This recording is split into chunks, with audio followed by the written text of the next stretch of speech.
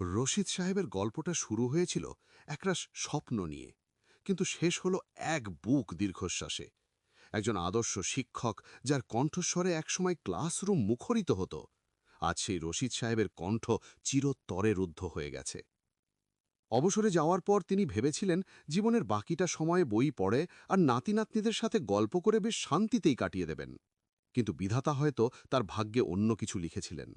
তপ্ত দুপুরে পুরনো একটা আধছেড়া ছাতা মাথায় গিয়ে যখন তিনি সরকারি অফিসের বারান্দায় ঘণ্টার পর ঘণ্টা দাঁড়িয়ে থাকেন, তখন কেউ কি ভেবেছিল এই মানুষটিই একদিন শত শত শিক্ষার্থীকে মাথা উঁচু করে বাঁচার স্বপ্ন দেখিয়েছেন?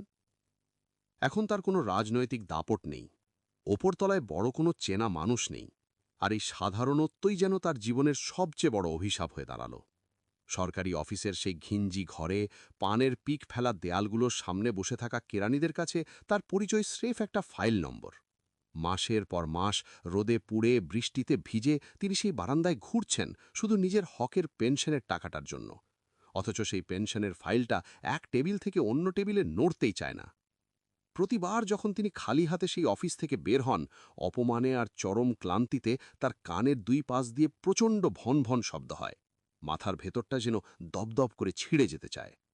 তিনি জানতেন এগুলো উচ্চ রক্তচাপের লক্ষণ, কিন্তু পকেটে হাত দিয়ে যখন দেখেন মাত্র কয়েকটা টাকা অবশিষ্ট আছে, তখন তিনি নিজের ওষুধের বদলে বাড়ির জন্য 1 কেজি চাল কেনাকেই বড় করে দেখেন।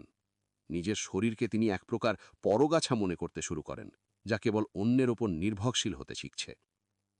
ঘরে ফিরলে রশিদ সাহেবের এই অস্থিরতা যেন আরও 1000 গুণ বেড়ে যায়। তার স্ত্রী দীর্ঘদিনের পক্ষাঘাতগ্রস্ত, যার একমাত্র আশ্রয় ছিলেন তিনি নিজেই। কিন্তু ইদানিং তার নিজের শরীরই যেন আর নিজের কথা শুনতে চাইছে না। ডায়াবেটিস আর উচ্চ রক্তচাপের কারণে শরীর মাঝে মাঝেই কাঁপতে থাকে, অথচ সেই নিদারুণ কষ্টটুকু তাকে আড়াল করতে হয়। অভাবের সংসারে মেজ ছেলের বউয়ের কড়া কথা এখন তার নিত্যদিনের সঙ্গী। খাবারের পাতে সামান্য কমবেশি হলেই যে গঞ্জনা শুনতে হয়, তা একসময়ের এই আত্মমর্যাদা সম্পন্ন মানুষটির বুক বিদীর্ণ করে দেয়। নিজের ঘরেই তিনি নিজেকে এক অনাকাঙ্ক্ষিত অতিথি মনে করতে শুরু করেন। পেনশনের সেই আটকে থাকা ফাইলটার চিন্তা আর পরিবারের এই অবহেলা তার রাতের ঘুম কেড়ে নিয়েছে। আর এই অনিদ্রা আর ওষুধের অনিয়মই তার রক্তচাপকে এক ভয়াবহ বিস্ফোরক অবস্থায় নিয়ে দাঁড় করিয়েছে। সেদিন ছিল শুক্রবার। জুম্মার নামাজ শেষে রশিদ সাহেব যখন মসজিদ থেকে বের হচ্ছিলেন, তখন তিনি মনে মনে এক অদ্ভুত প্রশান্তি খুঁজছিলেন। কিন্তু হঠাৎ করেই তার মনে হলো চারপাশটা কেমন যেন দুলে উঠছে। মসজিদের সামনের সিঁড়ি দিয়ে নামতে গিয়ে তিনি অনুভব করলেন তার ডান পাটা যেন সীসার মতো ভারী হয়ে গেছে। কথা বলতে চাইলেন পাশের পরিচিত মানুষটির সাথে, কিন্তু জিভটা যেন আষ্টে-পিষ্টে জড়িয়ে গেল, কোনো কথা বেরোল না। শরীরটা একপাশে হেলে পড়তে লাগল এবং চোখের সামনে সবকিছু অন্ধকার হয়ে এলো। উপস্থিত মুসল্লিরা ধরাধরি করে তাকে পাশের এক ফার্মেসিতে নিয়ে গেলেন। সেখানে একজন পল্লী চিকিৎসক তার রক্তচাপ মেপে আঁতকে উঠলেন, কিন্তু কোনো কার্যকরী পদক্ষেপ নেওয়ার সক্ষমতা তার ছিল না। রশিদ সাহেব কেবল অস্পষ্ট চোখে মানুষের ভিড় দেখছিলেন আর অনুভব করছিলেন এক অসহ্য যন্ত্রণার ঢেউ তার মস্তিষ্কের ভেতরে সজোরে আঘাত হানছে। স্থানীয়দের সহায়তায় রশিদ সাহেবকে যখন উপজেলা স্বাস্থ্যকেন্দ্রে নিয়ে যাওয়া হলো, সেখানে কেবল জরুরি বিভাগের প্রাথমিক চিকিৎসাটুকুই জুটল। এরপর যখন তাকে জেলা সদর হাসপাতালে পাঠানো হলো, ততক্ষণে অনেকটা মূল্যবান সময় পার হয়ে গেছে। জেলা হাসপাতালে পৌঁছেও নিস্তার মিলল না। চারিদিকে রোগীদের উপচে পড়া ভিড়, নার্সদের উদাসীনতা আর ডাক্তারদের সীমাবদ্ধতা, সব মিলিয়ে এক বিশৃঙ্খল পরিবেশ। জানা গেল মস্তিষ্কের রক্তক্ষরণ বা জমাট বাঁধা রক্ত শনাক্ত করার জন্য যে সিটি স্ক্যান মেশিনটি দরকার, সেটি গত 2 মাস ধরে বিকল হয়ে পড়ে আছে। চিকিৎসকরা তাকে দ্রুত ঢাকায় রেফার করার পরামর্শ দিলেন, কিন্তু অ্যাম্বুলেন্সের চড়া ভাড়া মেটানো আর রেফারেল কাগজ তৈরি করার সেই একই আমলাতান্ত্রিক জটিলতায় আরও কয়েকটা ঘণ্টা পার হয়ে গেল। রশিদ সাহেবের জন্য যে প্রতিটি মুহূর্ত গোল্ডেন আওয়ার ছিল, সিস্টেমের এই চরম অবহেলায় তা চিরতরে হারিয়ে গেল। অ্যাম্বুলেন্সে করে ঢাকার পথে রওনা হওয়ার সময় রশিদ সাহেবের চেতনা প্রায় বিলুপ্ত হয়ে গেছে। যানজটে আটকে থাকা অ্যাম্বুলেন্সের সাইরেন যেন এক করুণ আর্তনাদ হয়ে বাজছিল। যখন তাকে ঢাকার একটি বিশেষায়িত হাসপাতালে ভর্তি করা হলো, ততক্ষণে স্ট্রোক হওয়ার পর প্রায় 10 ঘণ্টা পার হয়ে গেছে। চিকিৎসকরা জানালেন মস্তিষ্কের একটি বড় অংশ স্থায়ীভাবে ক্ষতিগ্রস্ত হয়েছে। দীর্ঘ কয়েক সপ্তাহ আইসিইউ আর ওয়ার্ডে জমে মানুষের টানাটানির পর তিনি প্রাণ ফিরে পেলেন ঠিকই, কিন্তু তার শরীরের ডান পাশ চিরতরে অবশ হয়ে গেল। কথা বলার ক্ষমতা তিনি আর কোনোদিন ফিরে পেলেন না। যে মানুষটি শব্দের কারিগর ছিলেন, আজ তিনি নির্বাক এক মূর্তিতে পরিণত হলেন। বাড়ি ফেরার পর রশিদ সাহেবের জীবন এক অন্ধকার কুঠরিতে বন্দী হয়ে গেল। পেনশনের সেই টাকা আর কোনোদিন তার হাতে ওঠেনি। উল্টে তার চিকিৎসার খরচ জোগাতে গিয়ে পরিবারটি দেনার দায়ে পুরোপুরি ডুবে গেল। এখন তিনি কেবল বিছানায় শুয়ে থাকেন। নিয়মিত যত্নের অভাবে তার গায়ের তলায় বিছানায় ক্ষত বা বেডশোর তৈরি হয়েছে। ঘরটিতে এক ধরনের ভ্যাপসা গন্ধ ২৪ ঘন্টা লেগে থাকে। একসময় যে নাতি নাতনিরা দাদাকে ছাড়া কিছুই বুঝত না, এখন তারা আর তার ঘরে ঢোকে না। দাদা তো আর আগের মতো পকেট থেকে চকলেট বের করে দেয় না, বরং দাদার ঘরে গেলে এক ধরনের অস্বস্তিকর গন্ধ নাকে লাগে। তাদের ছোট মনে এখন দাদাকে নিয়ে কেবল এক ধরনের ভয় আর অনীহা জন্মেছে। রশিদ সাহেব সব বোঝেন, কিন্তু প্রকাশ করতে পারেন না। যখন বাইরে থেকে মেজ ছেলের বউয়ের বিরক্তিভরা কণ্ঠস্বর ভেসে আসে, তখন তার চোখের কোণ দিয়ে অলক্ষ্যে জল গড়িয়ে পড়ে। একসময় যিনি অন্যদের পথ দেখাতেন, আজ তিনি নিজেই হয়ে উঠেছেন এক অনিচ্ছুক বোঝা।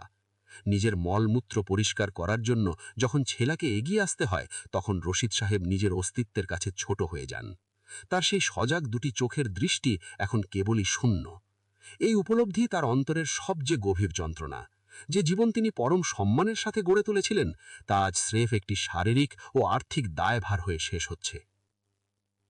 আসলে রশিদ সাহেবের ক্ষেত্রে যা ঘটেছিল, সেটি কেবল একটি বিচ্ছিন্ন গল্প নয়।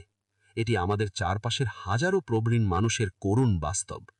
এখন আমাদের একটু গভীরভাবে ভেবে দেখা দরকার, কেন এমন হলো? কেন রশিদ সাহেব শুরুতেই বিপদের আভাস পাননি? চিকিৎসা বিজ্ঞানে উচ্চ রক্তচাপ আর ডায়াবেটিসকে বলা হয় সাইলেন্ট কিলার বা নীরব ঘাতক। রশিদ সাহেবের ক্ষেত্রে পেনশনের সেই হয়রানি আর চরম আর্থিক কষ্ট তার শরীরে কর্টিসল হরমোনের মাত্রা বাড়িয়ে দিয়েছিল, যা তার রক্তচাপকে এক অনিয়ন্ত্রিত পর্যায়ে নিয়ে যায়। তিনি ভেবেছিলেন ওষুধ না খেয়ে হয়তো কয়েকটা টাকা বাঁচবে, কিন্তু এই সামান্য টাকা বাঁচানোর চেষ্টাই তার জীবনের সবচেয়ে বড় ভুল হয়ে দাঁড়ালো। উচ্চ রক্তচাপ অনেক সময় কোনো লক্ষণ ছাড়াই মস্তিষ্কের সরু রক্তনালীগুলোকে ভেতর থেকে দুর্বল করে দেয়, যা শেষ পর্যন্ত মারাত্মক স্ট্রোকে রূপ নেয়।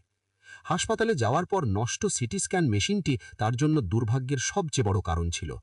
আমাদের মনে রাখা প্রয়োজন, স্ট্রোকের চিকিৎসায় সিটি স্ক্যান বা এমআরআই অত্যন্ত গুরুত্বপূর্ণ, কারণ এই পরীক্ষা ছাড়া ডাক্তাররা বুঝতে পারেন না স্ট্রোকটির রক্তনালী ফেটে যাওয়ার কারণে হয়েছে নাকি রক্ত জমাট বাঁধার কারণে।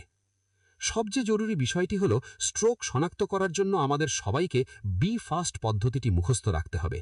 শরীরের ভারসাম্য হারিয়ে ফেলা, চোখে দেখতে সমস্যা হওয়া, হাসতে বললে মুখ একদিকে বেঁকে যাওয়া, হাত বা পা অবশ লাগা এবং কথা জড়িয়ে যাওয়া, এই লক্ষণগুলো দেখা দেওয়ার সাথে সাথে এক মুহূর্ত দেরি না করে রোগীকে বিশেষায়িত হাসপাতালে নিতে হবে।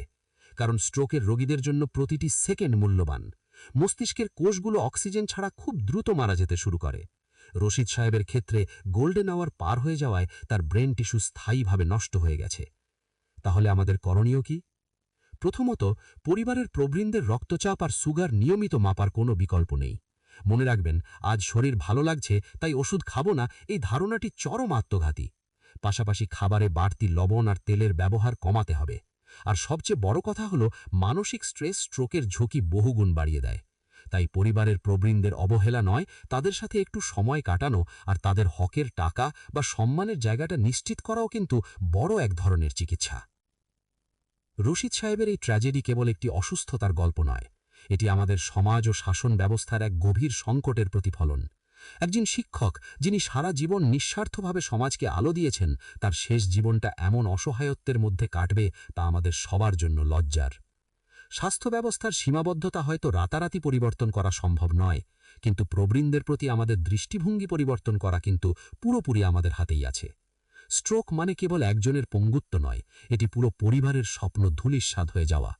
আমরা যদি একটু সচেতন হতাম, যদি রশিদ সাহেবের পেনশনের টাকাটা সময় মতো হাতে আসত, যদি ওষুধের প্রতি তার অবহেলা না হতো, তাহলে হয়তো আজ রশিদ সাহেব তার নাতিদের সাথে হাসি মুখে গল্প করে সময় কাটাতে পারতেন। মনে রাখবেন, সচেতনতাই জীবন, আর সময় মতো নেওয়া সঠিক সিদ্ধান্তই পারে আপনার প্রিয়জনকে জীবন্ত লাশের মতো বেঁচে থাকা থেকে রক্ষা করতে। আসুন আমরা প্রবীণদের যত্নে আরও দায়িত্বশীল হই। আপনার বাড়ির প্রবীণ মানুষটি আজ কেমন আছেন, তার খোঁজ নিয়েছেন তো? একবার ভেবে দেখুন।